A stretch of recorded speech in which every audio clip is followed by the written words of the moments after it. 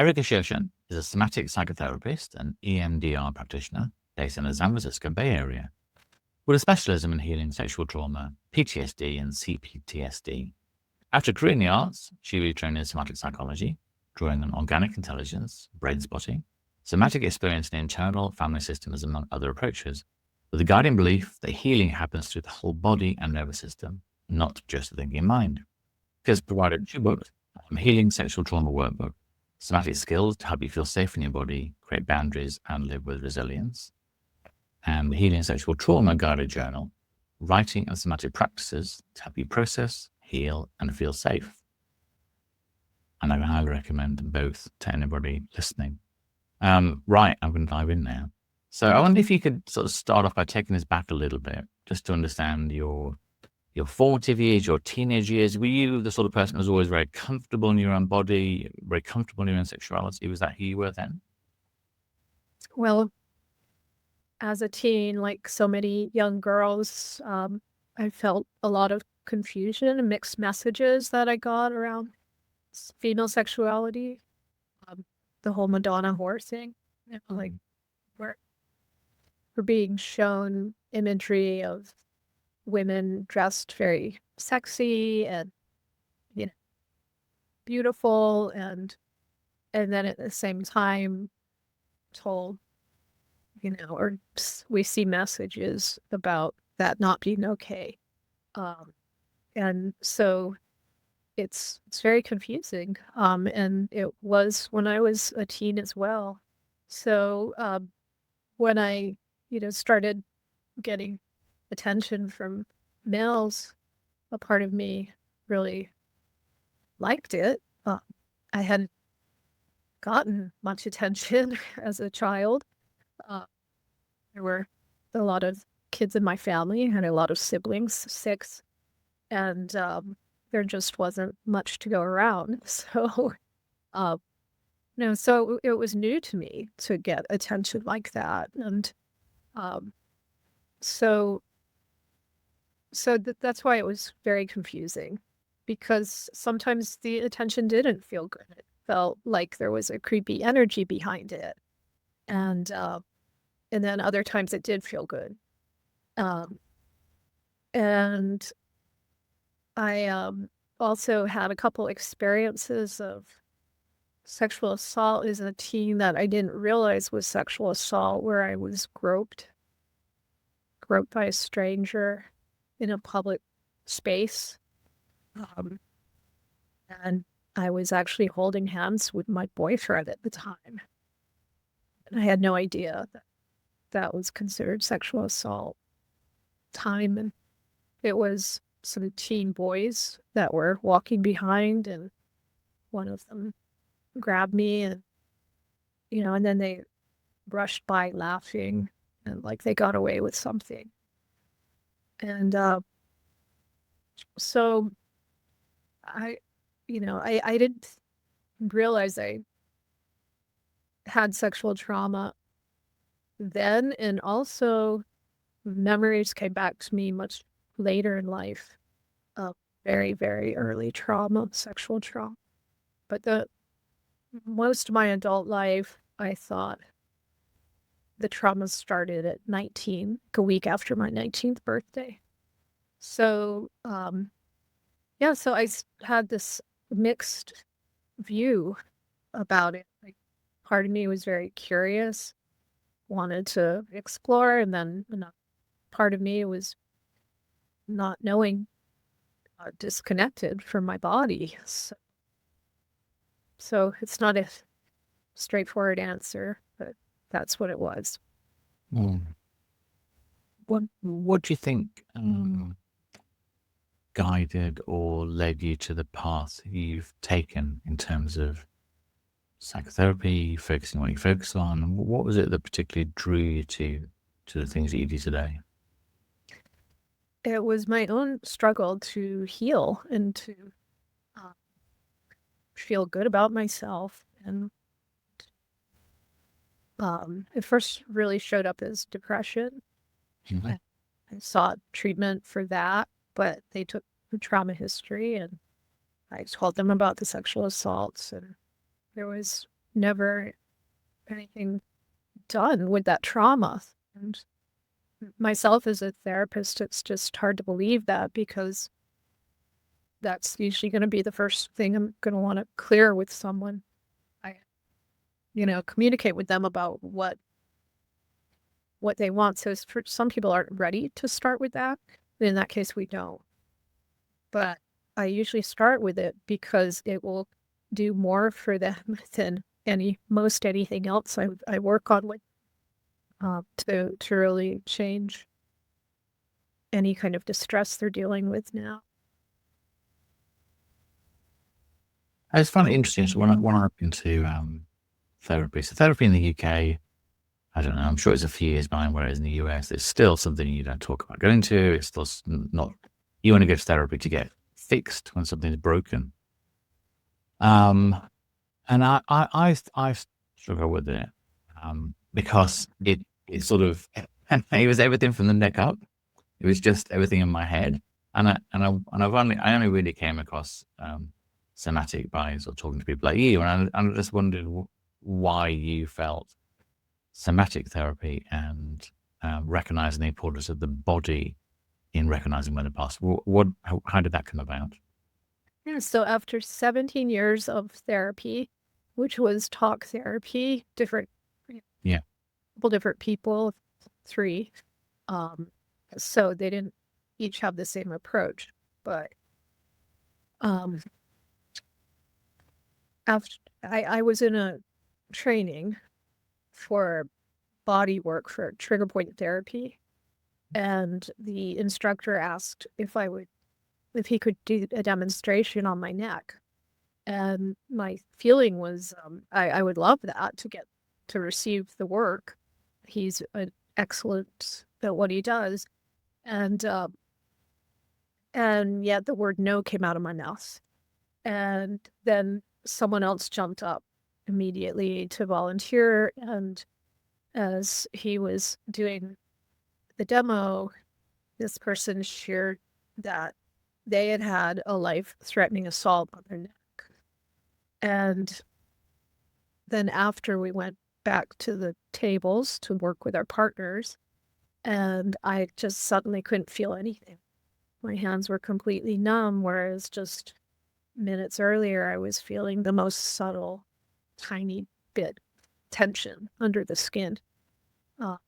So it was really confusing. I didn't know what was happening. I called the instructor over, and he suggested I take a break and sit in another room. And as soon as I sat down in this adjoining room, I started having flashbacks. So I was dissociating and having flashbacks, only I didn't know them. I'd heard of flashbacks, but I thought of the usual way they're portrayed, or at least had been up until recently in movies and such. But yeah, they were almost always linked to vets, war vets. As many survivors from sexual trauma have PTSD as do survivors of war. So it was overwhelming, and it hit me then. And that night later, when I got home, I just got flooded with emotions, because it all hit me how much that was at the root of all the issues I was trying to solve and heal from. So I started reading about it, and decided to apply for grad school, to go back to school to study somatic psychotherapy. And so I did. And then, in grad school, we were required to do 50 hours of therapy, which I think is a great thing. I think it's amazing that there are therapists working who've never done therapy themselves, because some of the schools don't require it. But in any case, I did, and I still didn't get the tools I needed to heal. And so I was taking some other training, really good training outside of school, because the schools don't teach enough about actually how to heal from trauma, how to do that work. One class or 2 classes doesn't do it. It needs, years of study to be good at. So, so I just pieced together what worked for me and finally healed. And I no longer had PTSD or the symptoms I was struggling with all through grad school and beyond a bit, not too far beyond. It was pretty soon after that I was finally through it. So then survivors started showing up in my practice from the time I was training, and I taught them a lot of the things I had done for myself, and it worked for them, and that's how the workbook came together. So does it? No, I don't know how to phrase the question. When somebody's undergoing therapy with you, or when you underwent somatic therapy, is it immediately very cathartic, or is it a very emotional process? So it's something that's exploring the body. It feels that it could uncover lots of previously hidden or negative emotions that you're sort of storing. How do you keep that space safe, really? So a lot of people find their way to me after those have surfaced. So they're already struggling with those. That's usually what happens because I do specialize in it.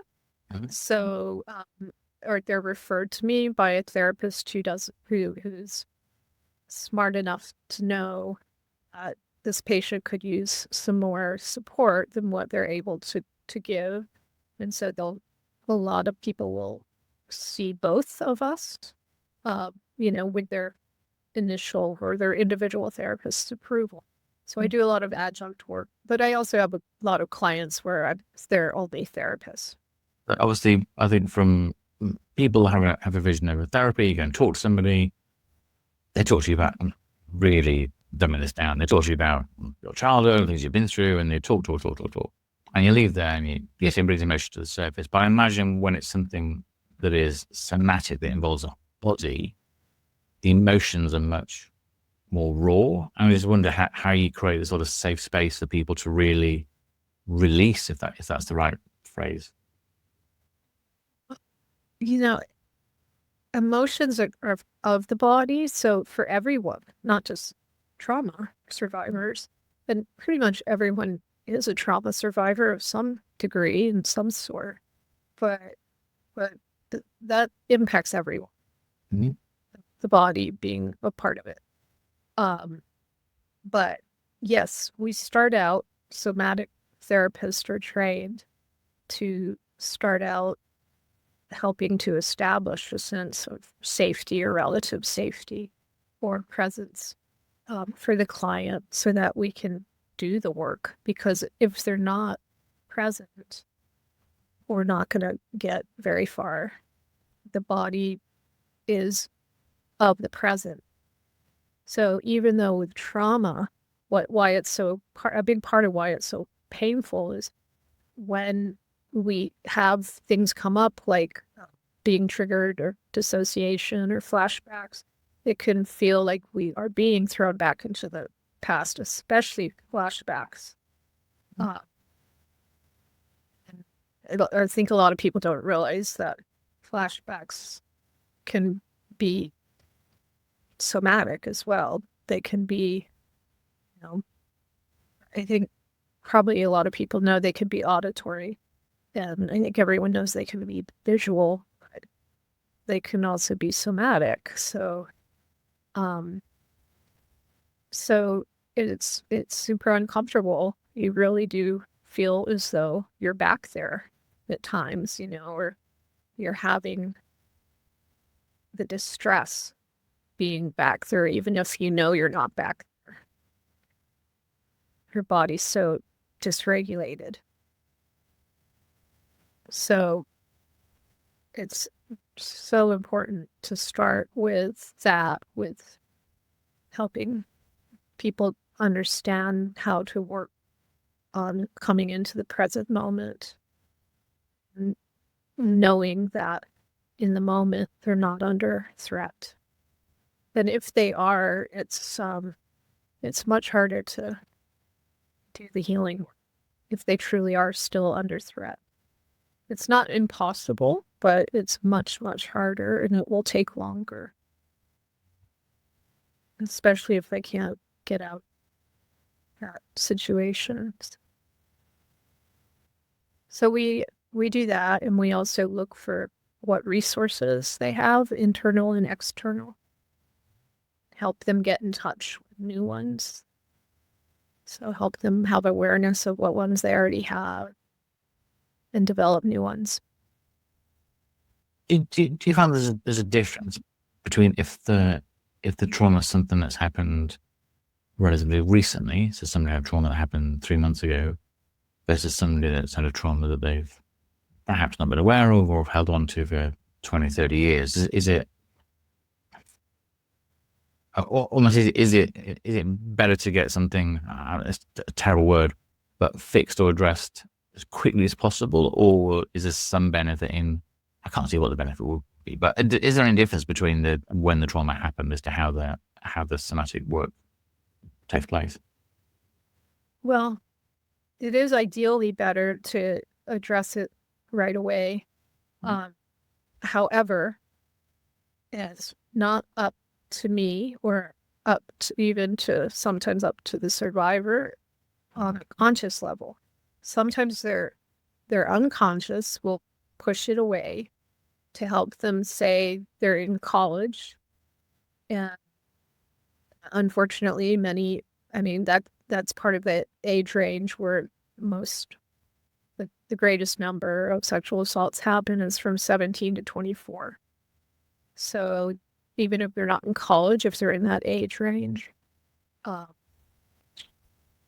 But I use college because a lot of survivors will push through graduation, and then they'll collapse after. Yeah. Like their body does that. Or a lot of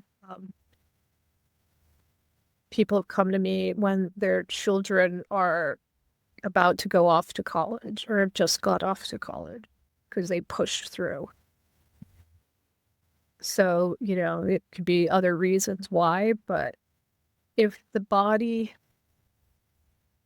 the unconscious mind determines that you don't have enough resources to deal with it at this time, the healing work, it will do that. So it does that with children all the time, because especially when a perpetrator is a family member, like they don't have a way out.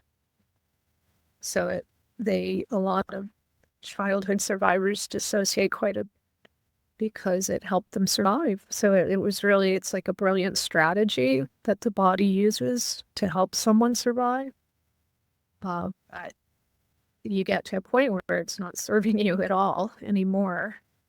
And so that's something we don't get rid of the ability to do it.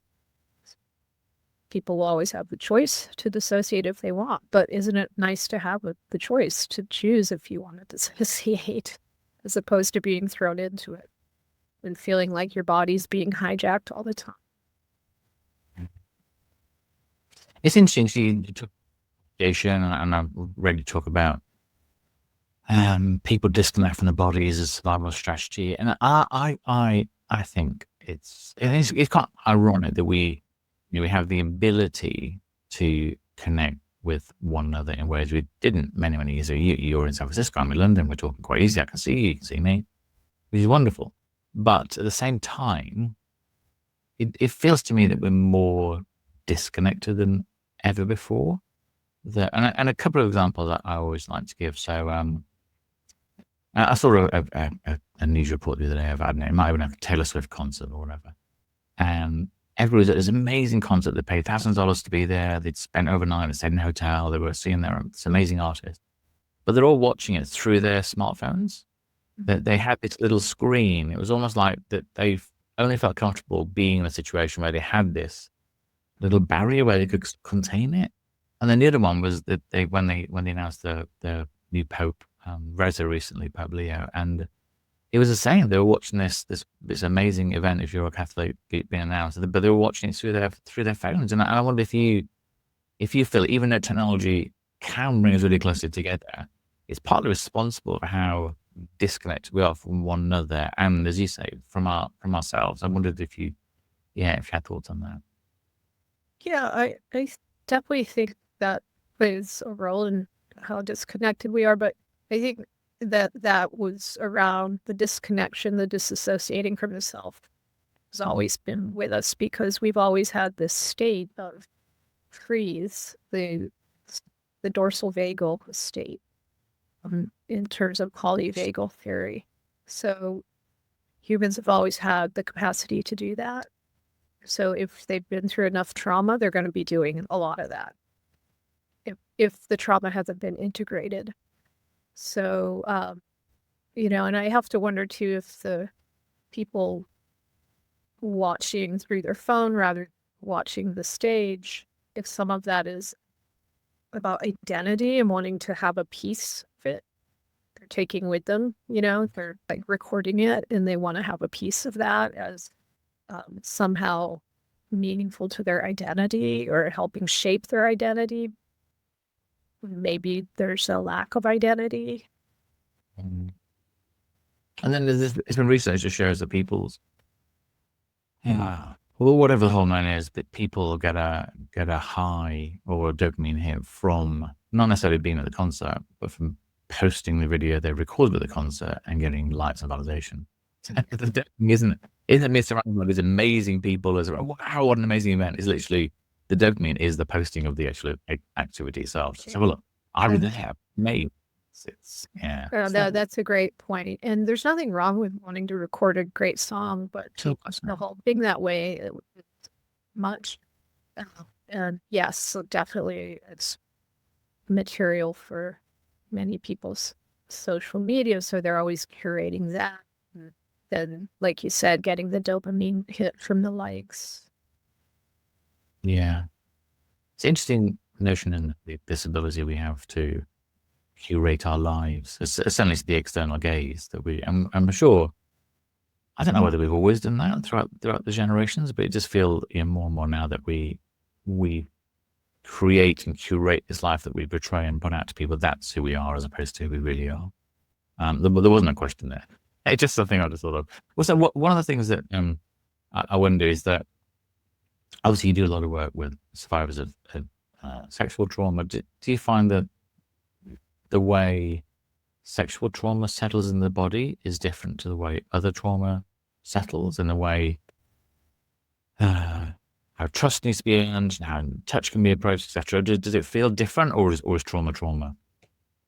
Trauma's trauma.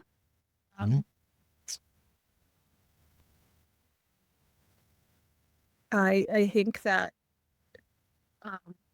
the difference with sexual trauma is it's not just a body mind wound, it's also a soul wound or psyche. Goes really deep. So yeah, there's an intensity to it that isn't there with other trauma. I work with all kinds of trauma, but the majority of my clients are survivors. So yeah, it because of that, I think it is responsible for more symptoms than often traumas are. Not to say that others can't be, but it really depends on the severity of the trauma and how resourced the person was when it happened. Like if they had support around them right after it happened, if they had community supporting them, do a lot better than if they didn't. And then that's another piece about like and us living in a more fractured world that way. less community, less tribal, less community. Yeah, absolutely. Which I guess is why people that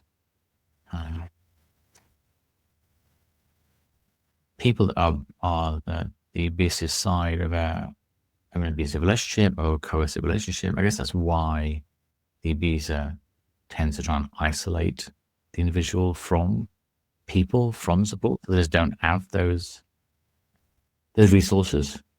So it becomes, it's almost they're reliant in a way, is incredibly sadly, they're reliant on the abuser to give them help.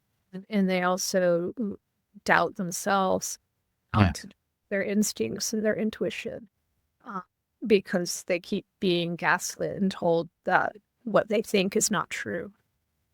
What they're experiencing isn't true. So it's so sad what's done, to people. It's a very sad situation that there are people out there that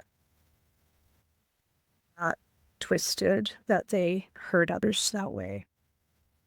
Yeah. I think what it does, I guess what it creates is that feeling that the person that perhaps has undergone the assault, that you're somehow broken, or you're in a crazy sort of way, even to say it, you're almost deserving of being assaulted, you're unworthy of closeness, you're less somehow. In your skin, harm come to you. You feel so I do a lot of EMDR in my work, and this is the greatest hits list of negative cognitions. All I statements, how people tell themselves on an unconscious level often why the trauma happened. Yeah. So that sort of thing you're talking about. And what's great about EMDR is that it combines integration with memory reconsolidation. So those negative beliefs, whichever one or one's being targeted, when EMDR is done properly, which is to point out because these are less than great examples of it. But when it's done properly, that the integration is complete at the end, and the negative belief will organically become a positive belief at the end. That's the memory reconsolidation taking place. It must be incredibly rewarding to see someone that meets you and it's a story over weeks or months or whatever, to see them becoming stronger and more comfortable than they are. It is. It's why I can do the work, because I know how they have the capacity to heal, and how they're going to keep improving, and how it's all going to be worth it to them when we get to the other side, whatever their stated goal is. One of the things I think you talked particularly about, young people, my daughter's 19, so she's right in the completely wrong word, right in the sweet spot for what you're talking about. And I think one of the things that I don't think is taught very much, or is just perhaps something you sort of meant to learn for yourself, is what healthy boundaries look like, and how to formulate requests that get people's needs met. So for someone that's never perhaps felt safe enough to ask for what they want, which they don't want, how does that capacity to create healthy boundaries actually begin to fall? How do you help people create those?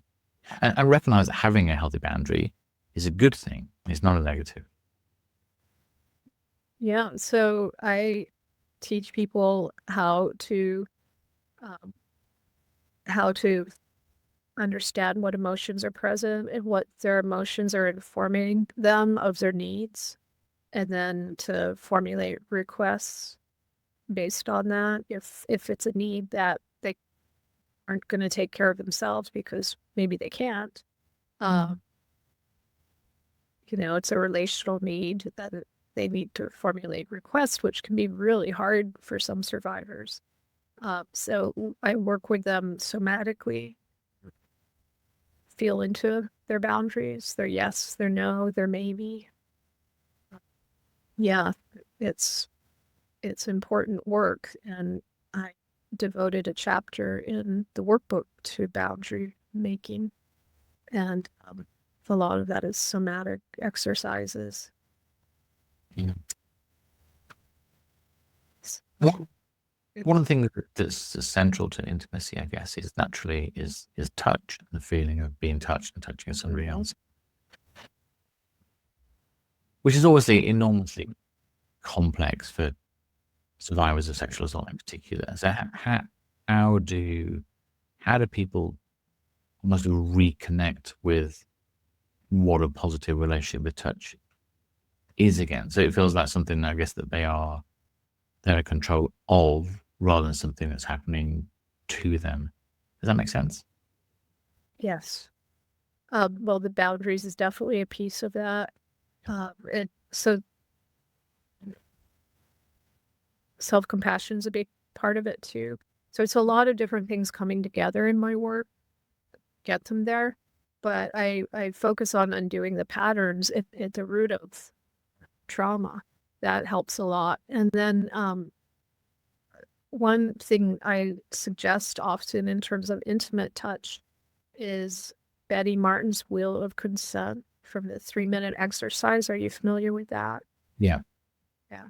So in terms of like touch with a partner, that is a really nice way to go. And also doing a body map where they, draw a figure, and then choose 3 colors and put colors for yes, colors for no, colors for maybe in regards to touch, and share it with their partner so that their partner knows any zones or absolute no's to them that are really hard boundaries.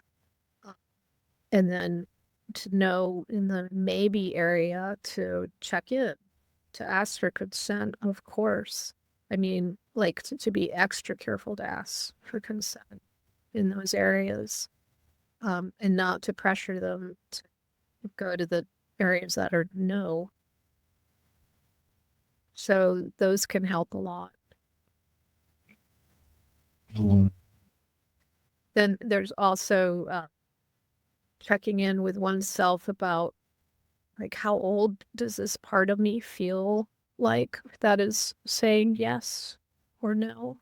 And does this yes align with my values? Does it feel like where I'm at in this moment? So, I give them some questions to ask themselves if they're struggling with understanding their boundaries intimately. Do you think one of the challenges that we face is that as when we're growing up and maybe through puberty and even earlier, we start to feel certain sensations. We start to want to touch certain parts of our body, and typically if a little boy's got his hands down his pants, parents or carer will slap their hands away. That's dirty, and we have this association that our bodies and the feelings that we have aren't necessarily good things. So I want to talk to a lot of people. I talk to people before they sort of said they've never had the confidence to actually spend an hour or two just exploring their own body, and then before we know it, often our first feelings are with another person. But if we don't understand our own body in and of ourselves, what we like, what we don't like, where we like to be touched, etc., it feels like we're sort of jumping onto the second part as opposed to understanding who we are really. Is that, again, there's a very, very jumbled question in there. But do you think part of the challenge is that we don't understand or acknowledge what we like, what we feel, before we almost expect somebody else to know what we like, what we feel? Excuse me. Absolutely. Yeah. in an ideal world, we would learn that it's okay to touch our own body in private. As a child, exploration would never be shamed.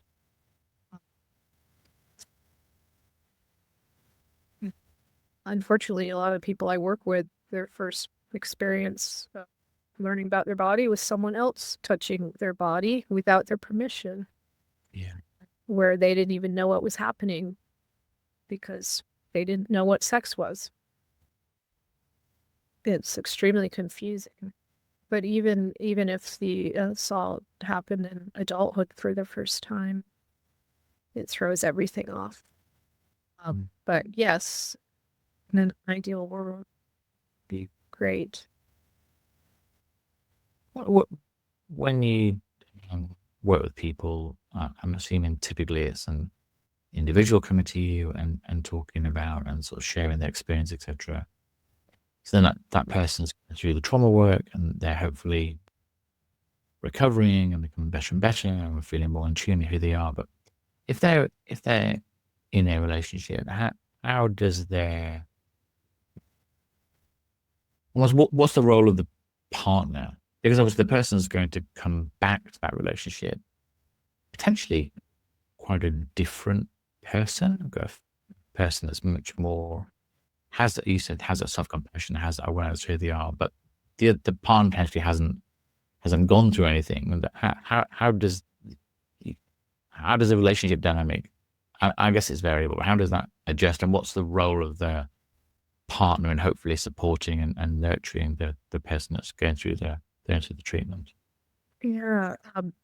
So the partner would always do well to learn about their own nervous system and how to regulate themselves, because the person who is going through the trauma doesn't feel in control of that. That's, one of the symptoms early on in the work. And so, they're going to, some of their triggers are going to be really hard on the partner who's not the survivor. So if they learn to regulate themselves, going to cut down on the friction between them, the tension between them. They'll gain better communication skills in the process, listening skills, and their capacity for empathy will grow. And patience. Unfortunately, they need it during that process. However, the partner who is working to heal from the trauma should have a steady growth. Now, the healing isn't like a, straight line. There'll be times where it feels like a bit of a setback because a new memory might surface, might be a memory of a whole new trauma that could still been repressed, or, just the ups and downs of life. Like sometimes it's just, so it's kind of like, like that. But you do steadily keep improving. And a lot of times the person doing the work loses sight of that and need to be reminded, remember where you were 6 months ago. They're like, oh yeah. Like they forget, right? Like how much worse it was. And to hold hope for them. Like I hold hope for my clients when they can't hold it. And if a partner can do that, that's great. That, along with the empathy, it really, really helps. And, in the end, it will bring them closer if they grow along with them in ways. Even when they don't, some do fine. I've seen many survivors in relationships come to a place in their healing where they see clearly their role in any conflict they were having with their partners. They see clearly how dysregulated they were because they're not now. And they can look back and and then they go and they take accountability to their partner and they ask for forgiveness. So that's really sweet, because they tend to go there on their own. It's kind of like how the memory reconsolidation happens. It just happens. I mean, there'll be times where a lot of grief comes up. So the partner should be prepared for that. And that's just to be expected part of healing, the grief for all they lost because of like the years of time they may have lost, stuck in these dysregulated states, the anger at the money they're having to put into therapy and the time, for something that was done to them, their permission, it's not easy, but the alternative is much worse, to stay stuck in those states. Much, much worse. Okay. Going into those states a lot. Yeah. So, it brings about so much freedom when you're no longer in it.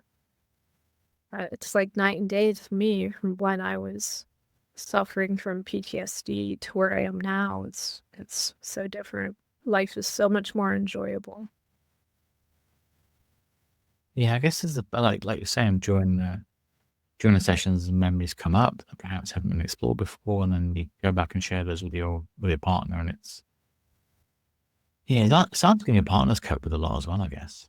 If you go back to your partner, I've remembered that I was assaulted, or remembered that this happened, and the partner's thinking, what the partner, without the knowledge, just thinks, well, where do I go with that? What do I don't want to say the wrong thing, but it's a big one, isn't it? Both people, really. Yeah, sometimes it's about listening and not saying much of anything, if they're comfortable holding their hand, I was working with one client who, oh boy, the flashback came up while she was having sex with her partner, and that was amazing that she was, because when we started working together, she couldn't go there.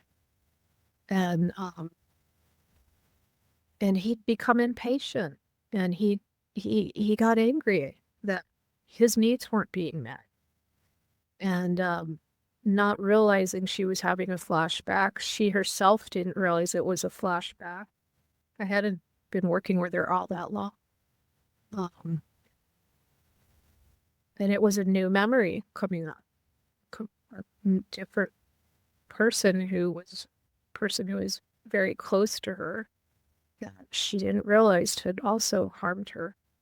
And so, of course, it was devastating, this flashback, and she, pulled away, and he got angry, and it re-traumatized her, and it set her work way back.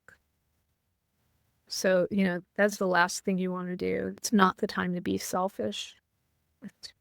If your partner is struggling and they're healing from sexual trauma, you should never pressure. And I'm talking about sex and intimacy in terms of never pressure. I mean, nobody likes being pressured anyway, especially then, especially around touch. Yeah. One of the things you said then is that obviously people having to spend money on something that somebody else is inflicted upon them, or has caused them to feel and hold on to. And one of the things you're very keen to get across is that trauma therapy shouldn't necessarily take as long as it traditionally has, or has been led to be. It's about becoming symptom-free as opposed to anything else. So how do you know when somebody has got to the place they are supposed to get to, and it's time for you to part ways? Because I can just after talking to you for an hour, you're so lovely to talk to, and so it's such a pleasure to talk to you. And I can imagine there's somebody that's come to you with something very, very complex. It must be quite a hard relationship. So that's the right word. quite a hard relationship to break. Just think, well, I'm not going to be seeing Erika every week now. I've got to where I need to get to. How do you almost come to that agreement if that's valid? They know when they're ready. I mean, Okay. once in a while I've let someone know if they're ready, but for the most part, people, I mean, I think it's like a rite of passage to them, you know? Like, Yeah. I don't have to be bogged down by that trauma anymore. Yeah. I'm free. I'm free of it, you know? And I see healing as the reduction or elimination of symptoms, but I work with people's stated goals for therapy. So, yeah, so it's going to depend on what their stated goals are. I had one person come in who was so angry, who had been just completed 5 years of talk therapy, and had felt like she'd gotten some self-compassion skills out of it in the last year. So she wasn't like completely angry, but she felt like she got something, but she was so mad that she had not healed her symptoms. Her trauma symptoms had not improved at all, and she was furious. And she told me this up front in the beginning, and that she doubted I could help her. Great. And that anger went on for a couple months until she started to realize, because at first she didn't buy into the practices I asked her to do, which, I let everyone know have much quicker outcomes if you do the practices. And they don't take a lot of time. But she had a breakthrough a couple months in when she finally did the practice one day. And, she came in and she said she was like walking down the sidewalk by her house and got triggered and stopped and did it. And she's like, "You're right, it works." And yeah. And in any case, when she started, she said, "I'm giving it 1 year, and then I'm done with therapy." And so, sure enough, 1 year, she was, we went through the sexual traumas, and we worked on some trauma from her childhood, some relational trauma. And, we could have done more, but she was ready. Like, she did her year, and she was so ready to go, but she was in a much better place. It was night and day. And her relationship was doing much better.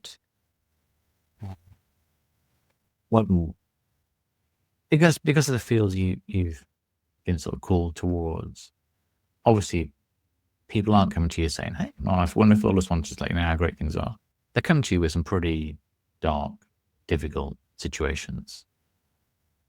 How do you protect and nourish your own well-being? Because you carrying their trauma is not going to help anybody, and you want to show up with the best version of yourself you can, obviously. But how do you sort of close the door and think, right, okay, now, right, okay, I've got it. That's not on mine. How do you nourish your own well-being? Well, there's only one time where I've been really intensely impacted to the point of vicarious trauma by someone who was in the moment in grave danger, was actually reassaulted the most horrific way while I was working with them. That was horrible, and I found myself having intense trauma from that. But I didn't actually feel how bad it was until this person went into witness protection. Oh, goodness. Yeah, it was so sad, and I was also so sad to not be able to continue working with them. But I was also really grateful that they went away. But other than that, I just I hold so much, like, I don't doubt that they are healing, that they will heal. If they stick with me, they are going to heal. I just have no doubt in my mind about it, because that's what I see with everyone who sticks with me. They heal. So, um, from the traumas that we are agreeing to work. So there might be some other things, like the one I mentioned, who's had that hard 1 year, which is funny because she gave other people 5 years, I want to right? be. And then the one that, like, is really making this drastic change, it's fun. But I get it, because I went through it, and I so get, like, being ready to be done with it, and the frustration, the money we were talking about, that the organization, the state's called the CDC, and they came out with a figure of what it cost the average survivor, just for a combination of things, medical, therapy, different things. And that figure is now it's over 160,000 US dollars per survivor on average. It's extraordinary, isn't it? Something that Yeah. has Yeah. happened So, to you so through any choice of yours.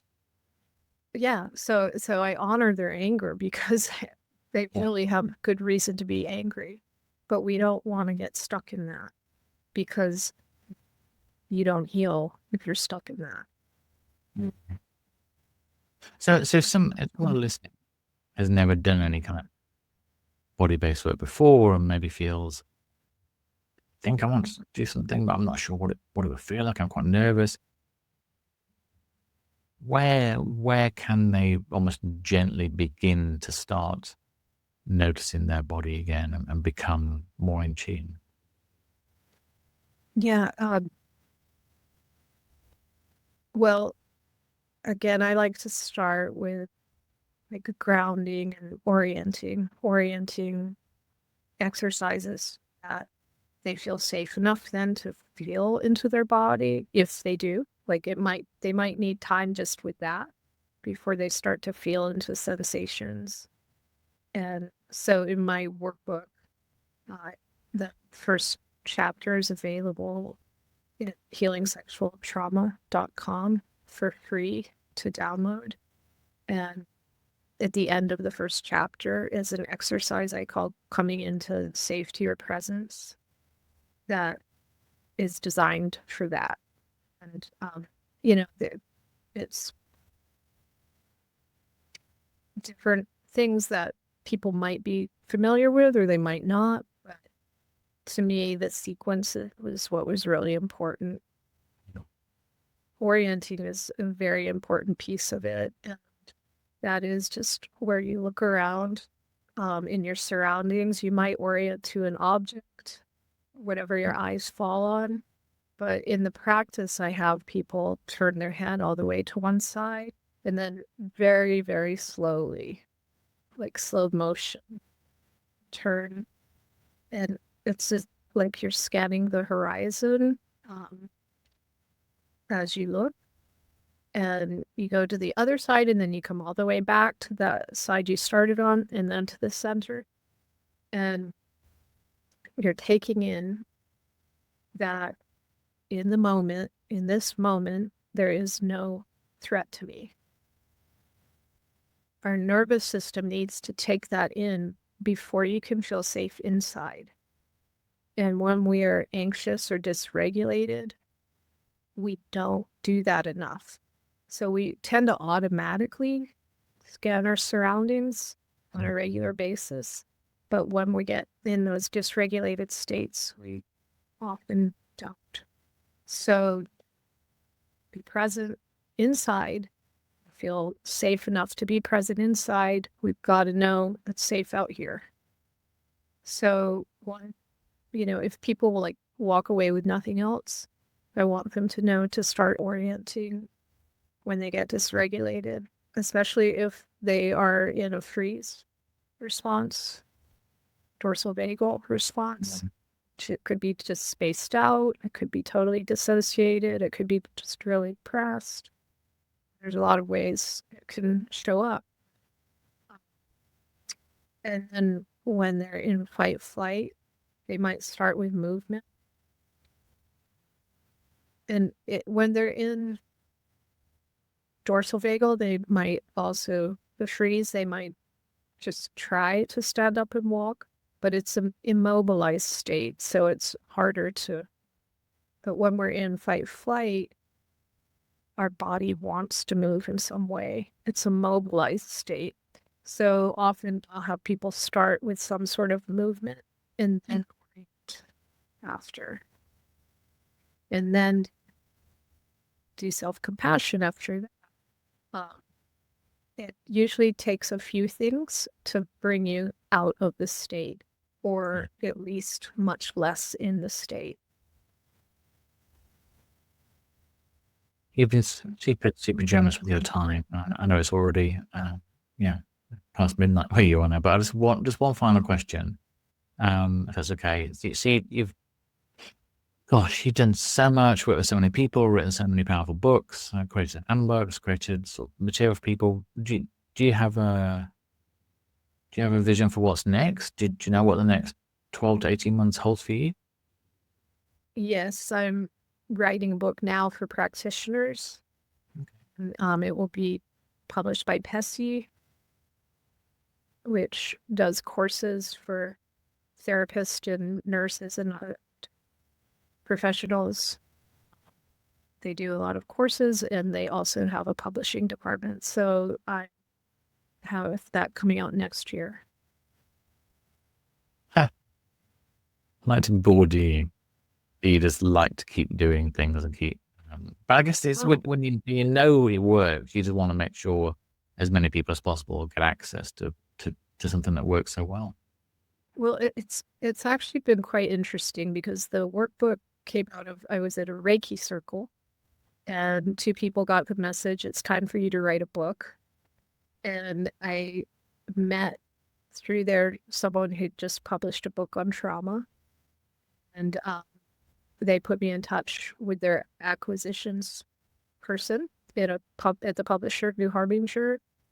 And I submitted my proposal, and that was the only place I submitted the proposal. They wanted me to go forward with it. So that's how the workbook came. Then PESI reached out and asked me to do the course. And then New Harbinger came back to me and asked me to write the journal. And then PESI came to me and asked me to write this new book. So it's kind of, it's just felt like these are really nice offers that might not come around again. Yeah, it's just meant to be. Yeah, that's how it's felt. Well, thank you so much for your time. I'll put lots of links into the show notes. People can find the books, find the workbooks, find your fabulous website. And hopefully people feel a little bit more confident in exploring somatic therapy and recognizing the huge value it can bring in releasing trauma. So just thank you so much for your time. I really, really appreciate it. You're so welcome. And can I say one more thing? Which you can, yeah. I just wanted to say the books are available in 5 other languages. Just be sure to get the right workbook, because there's been a couple that use the same title after mine. So just wanted to add that in. Thank you. Yeah, I'll be sure to put the right links into the show notes so that people find your books and not an inferior copy. So yeah, thank you again. You're very welcome, and thank you for having me on. It's a pleasure to meet you.